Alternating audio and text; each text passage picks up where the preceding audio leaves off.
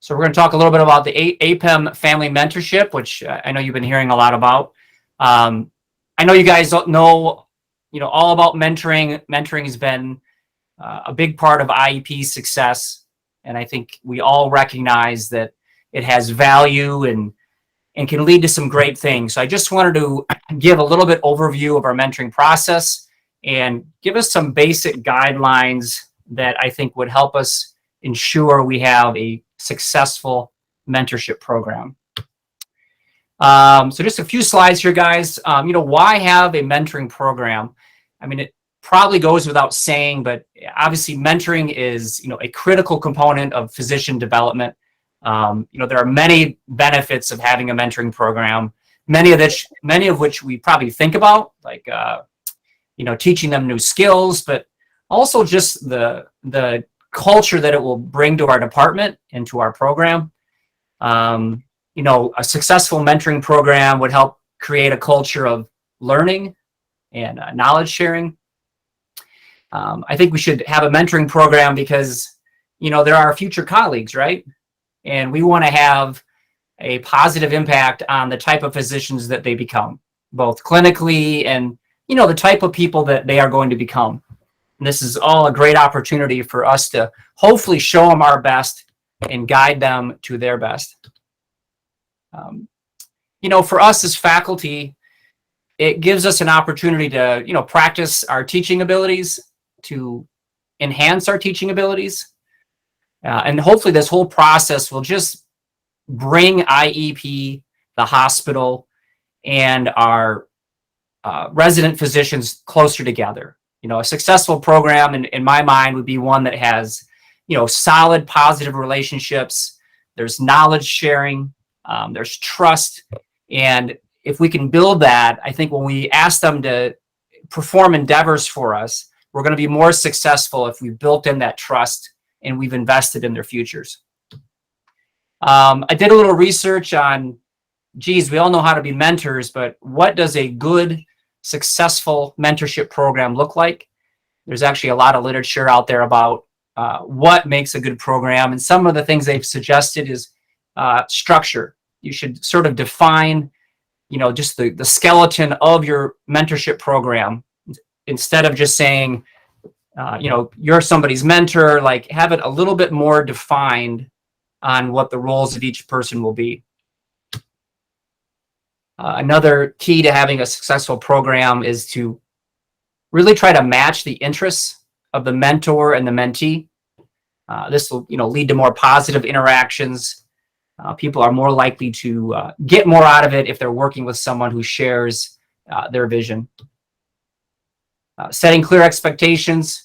We'll get into that a little bit more, but defining to the mentee what their role is, defining to the mentor what their role is, and what we expect from each participant of the mentorship process. A successful program should have regular meetings, and there should be action-oriented meetings, meaning we should identify areas that we want to work on, and then just like our ROC goals, and then we take action to move toward achieving our goals. And of course, frequent communication is a key to a successful program. So what does our APEM mentor family look like? I've sent this out to you guys already, but it's going to be a group of people, about 6 to 8 members. It's going to be a combination of a couple junior residents, a couple senior residents, and then a combination of 2 or 3 core faculty and non-core faculty. How it will work? I mean, pretty easy, really. We're going to start by, I've sent all the residents a little form and asked them just to identify some of their goals as well as some of their strengths and weaknesses, both personally and professionally. And prior to the first meeting, they'll fill that out. And when you guys run your mentorship meeting, you're going to go around and have some small talk. And then Jason's going to say to one of his mentees, hey, let's start with you. Why don't you share with us some of your goals and some of your strengths and weaknesses? And then Jason would hopefully lead a discussion on the results that they shared. And eventually, when the meeting ends, the mentee would then take all this feedback and create a personal development plan. the next meeting and how you guys run these meetings, entirely up to you. If you have a different way of doing it, that's entirely acceptable. This is just a framework that I thought might be helpful. During your next meeting, the mentees would present their personal development plan. Say, hey, my goal is to be a academic physician. I want to get something published. I want to get scholarly activity, etc. And then the group would have feedback and hopefully provide them guidance on how they could achieve that. And then the mentee will take all that information and put it into action. And then finally, you'll have another meeting where you will kind of go over what the resident did and whether or not it was successful or not. So here's just a list of this personal development plan.